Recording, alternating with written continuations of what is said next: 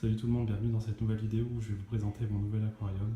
C'est un Aquatlantis de 600 litres, 150 sur 47,5.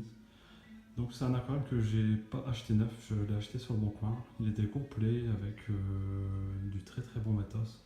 Je vous ferai une liste plus tard dans une prochaine vidéo parce que là pour l'instant c'est pas trop le sujet.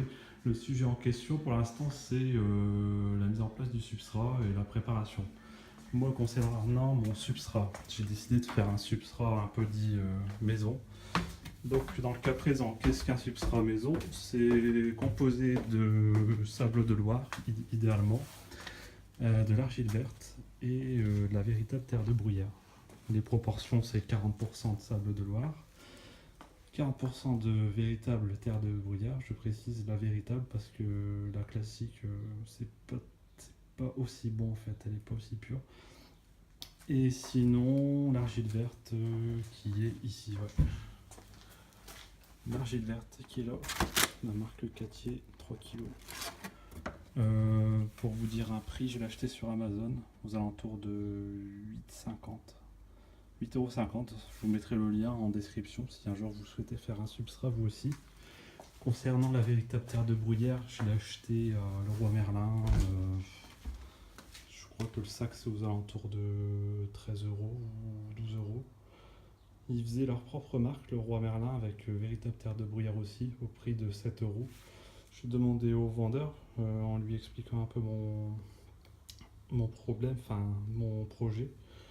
Il m'a plus tourné vers cette terre-là, donc bon, je lui ai fait confiance.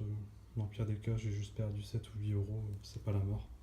Par contre, concernant le sable, si on prenait du sable de Loire classique à Jardiland ou quelque chose comme ça, ce serait plus. Je ne connais pas trop les prix, mais il me semblait que 10 kg c'était aux alentours de 17 €. Alors, moi, concernant le sable, je me suis orienté vers du sable pour filtration de piscine.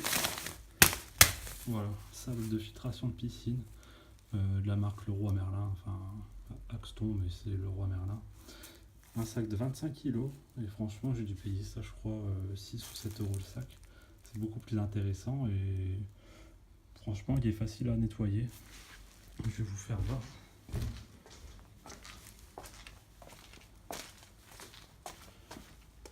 Voilà, facile à nettoyer. Là j'ai fait une préparation. J'ai préparé pour 10 litres, enfin 10-12 litres approximativement, pour faire mon substrat. Alors moi je faisais par 3 litres en 3 litres pour nettoyer. Donc c'est très simple, je mettais mon sable dans ce seau ici. Je le remplissais avec un petit jet comme ça et je moulinais jusqu'à un certain niveau. Et ensuite je déversais, je refaisais ça 3 fois précisément et franchement au bout de la 3e fois j'avais une eau limpide. Donc la difficulté pour le nettoyer, je trouve que ça va. Et j'ai aussi préparé de la pouzzolane comme vous pouvez le voir dans le sachet. Pourquoi je l'ai mis dans ma voiture? Comme il fait un petit peu chaud, bah pour la faire sécher, ça marche bien, puisque comme dans les voitures il fait extrêmement chaud, et bah ça fait son rôle. Donc voilà, comment ça se passe pour un substrat dit maison. On met 40% de sable de filtration, 40% terre de brouillard véritable. Par contre, concernant le procédé pour la terre de brouillard véritable, il faut prendre un tamis de maçon idéalement. Un tamis de maçon qui est là. J'ai acheté ça à Brico Dépôt pour 12 €. Et je le mettais sur le gros seau noir par au-dessus. Je déversais la terre et je faisais comme les chercheurs d'or. Je secouais et ça me permettait de filtrer et puis de virer tous les petits éléments indésirables. Donc une fois qu'elle a été tamisée, on se retrouve avec une terre fine et puis là c'est pur quoi. Je referai peut-être un procédé de filtration petit à petit quoi, histoire de vraiment enlever les petites merdes, mais voilà. Donc 40% de sable de filtration, 40% de véritable terre de bruyère et 20% d'argile. Voilà comment ça se passe pour la préparation. Là pour l'instant au niveau de la vidéo j'en suis pas arriver à la mise dans l'aquarium, mais ça va pas tarder. Voilà, petit procédé pour gagner du temps. On met un souffleur électrique afin que le sable soit rapidement séché et que je puisse le compléter avec ma préparation. Comme ça, je mets tout dans l'aquarium et tout est déjà bien sec. Et comme ça, je pourrais remettre mon sable de décoration par-dessus. Parce qu'en fait, c'est pas vraiment conseillé de mettre le sable par-dessus si le substrat n'est pas entièrement sec, parce que le risque c'est que le sable que vous mettez au-dessus s'enfonce et ça va pas faire super joli quoi. Idéalement c'est qu'il y ait vraiment une belle séparation entre le substrat et le sable en fait. Alors voilà où est-ce que j'en suis. J'ai appliqué mon mélange sable de Loire, véritable terre de bruyère et argile verte que j'ai mélangé pendant au moins une demi-heure. Je l'ai appliqué et ensuite j'ai rajouté de la pouzzolane juste au-dessus et j'ai tassé avec une spatule de maçon, je veux dire, enfin quelque chose pour bien tout aplatir. Je me suis fait 3 cm d'épaisseur, comment dire, ouais, 3 à 4 cm d'épaisseur. Je crois que j'ai fait 25 litres et en fonction de ma surface, je crois que ça fait 3 cm. Donc j'ai bien tout aplati. Et puis là, j'ai branché mes lumières pour que ça sèche un peu. Et puis ensuite, j'ajouterai le sable. La suite au prochain épisode. Rebonjour tout le monde. Donc voilà, par rapport à la dernière scène, il s'est passé un mois et demi. Je n'ai pas trop le temps de faire des vidéos explicatives pour la suite de la mise en place de mon bac. Donc voilà, un mois et demi plus tard, ça donne ça. Donc bon, il y a pas mal d'évolutions. Au niveau de la couche de sable, j'étais plutôt généreux. J'ai mis à peu près, peut-être entre 6 et 8 cm de sable. Vu que j'ai des géophagus qui creusent tout le temps comme ceci, j'ai préféré prendre des précautions. Voilà, j'ai pas eu de soucis particuliers sur mon bac.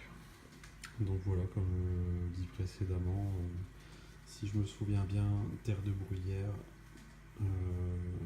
véritable terre de bruyère, argile verte et sable de Loire.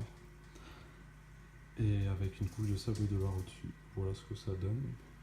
Les plantes poussent plutôt bien, enfin surtout ceux-là ici, faut se l'avouer. Les autres après derrière, comme c'est des plantes rouges et que j'ai un petit peu d'algues, c'est un peu compliqué pour que ça pousse. Mais sinon dans l'ensemble, les autres plantes commencent à pousser correctement.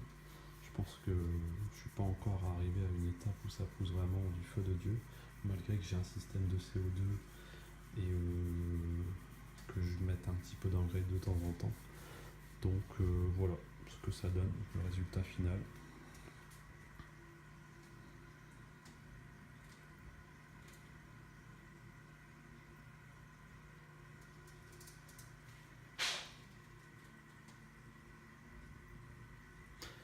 Voilà, donc pour un prix au final qui a dû me coûter, allez, à la louche, je pense que ça a dû me coûter dans les 50 euros, 50, maximum 60 euros, parce que je me suis amusé à prendre de la véritable terre de bruyère, bio, sans engrais et tout, comme je vous avais dit précédemment.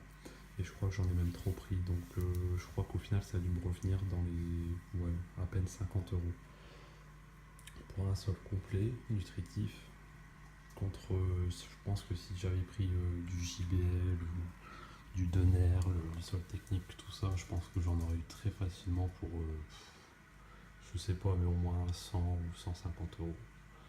Donc voilà, vous pouvez me dire dans les commentaires ce que vous en pensez. Je vais voir si je trouve éventuellement les ingrédients qu'il vous faut sur internet, je vous mettrai les liens. Si je les trouve pas, je les mettrai pas. Mais voilà quoi, je vous ai fait partager mon expérience de mise en eau et de préparation de sol qui au final moi ça me satisfait amplement. Peut-être que j'ai un peu mis trop de sable de Loire. J'aurais dû en mettre un peu moins ou peut-être un peu mieux proportionner tout ça, les mettre plus dans le fond pour que ça fasse plus de profondeur.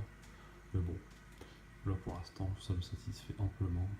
Je m'amuserai plus tard à mieux répartir tout ça, mais pour l'instant, moi, ce résultat-là, ça me va amplement. Voilà, je vous souhaite une très bonne journée, un très bon week-end, et puis à la prochaine.